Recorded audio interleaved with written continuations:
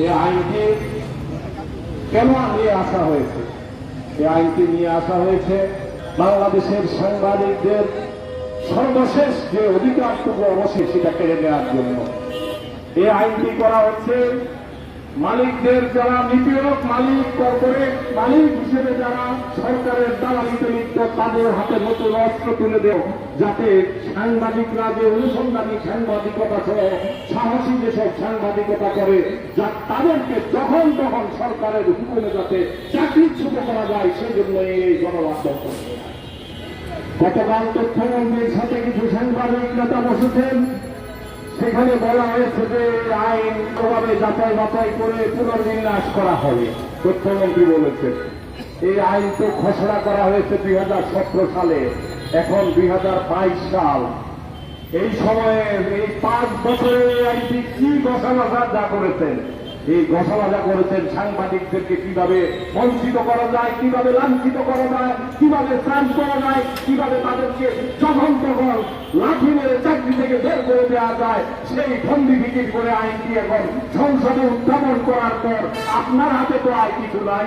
আপনি কিসের বলে আপনি আশ্বাস দেন যে সেটা পুনর্বিন্যাস করা হবে? আপনি ওই আইন উপস্থাপন করার পর এখন সেটা চলে গেছে সংসদীয় কমিটির সভাপতি যিনি, সেই ইনু কি জিনিস সেটা তো বাংলাদেশের মানুষদের বাকশালের বেতাত্তা, নব্য বেতাত্তা ওই ইনু তথ্য মন্ত্রণালয় সাংবাদিকদের কিভাবে নিপীড়ন করেছে সেটা তো আমরা দেখেছি। তার হাত দিয়ে এই আইনের আমাদের চাওয়া অনুযায়ী সংসদে হবে, সংসদে হবে, এটা আমরা বিশ্বাস করি না। আমাদের পরিষ্কার কথা, এই আইন আজকের এই বিক্ষোভ সমাবেশ থেকে আমরা প্রত্যাখ্যান করছি। এই আইন কোন সংশোধন বিয়োজন নয়, সরাসরি এই আইন বাতিল করতে হবে। এই আইনের মধ্যে সাংবাদিক নামে একটি শব্দ নাই। এই আইনে সাংবাদিকদের অধিকার হরণ করা হয়েছে, হরণের যে ষড়যন্ত্র করা হয়েছে আইনের প্রত্যেকটি ধারায় ধারায় উপধারায় আমরা সেটা দেখতে পাচ্ছি। অতএব এই আইন মানি না, মানি না, মানি না, এই আইন আমরা মানি না। এই আইন বাতিল চাই, বাতিল চাই, বাতিল চাই। আজকের এই সমাবেশ থেকে সাংবাদিক সমাজ এই আইন বাতিল চায়।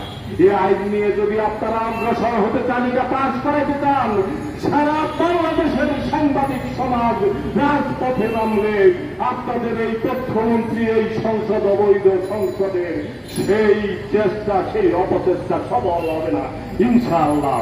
আমি আর কথা না বাড়িয়ে আজকের এই বিক্ষোভ সমাবেশে যারা সফল করতে যোগ দিয়েছেন তাদের প্রত্যেকের প্রতি বাংলাদেশ ফেডারেল সাংবাদিক ইউনিয়নের পক্ষ থেকে আন্তরিক কৃতজ্ঞতা জানাচ্ছি। আগামী দিনে আমাদের এই আইন যতক্ষণ পর্যন্ত বাতিল করে নতুন করে সাংবাদিক বান্ধব আইনের উদ্যোগ না নেওয়া হবে, ততক্ষণ পর্যন্ত আমাদের সংগ্রাম চলবে, কর্মসূচি চলবে। আগামী দিনেও আমাদের সাথে থাকবেন আপনারা যারা আছেন, এই প্রত্যাশা ব্যক্ত করে সকলের প্রতি কৃতজ্ঞতা জানিয়ে আমার বক্তব্য শেষ করছি। এখন আপনাদের সামনে বক্তব্য রাখবেন আজকের এই আয়োজনের প্রধান অতিথি, সাংবাদিক সমাজের প্রণীত নেতা।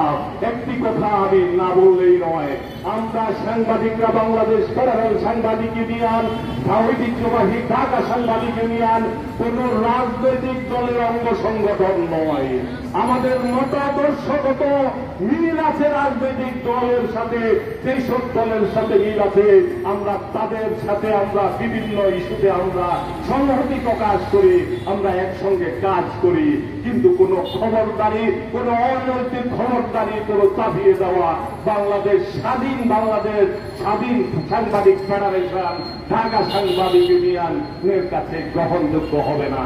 আমরা সাংবাদিকরা সাংবাদিকদের অধিকার নিয়ে কাজ করবো, এখানে কারো কোনো খবরদারি চলবে না। এই কথা বলে আজকের প্রধান অতিথি শওকত মাহমুদকে বক্তব্য রাখার জন্য আহ্বান জানিয়ে আমার বক্তব্য শেষ করছি।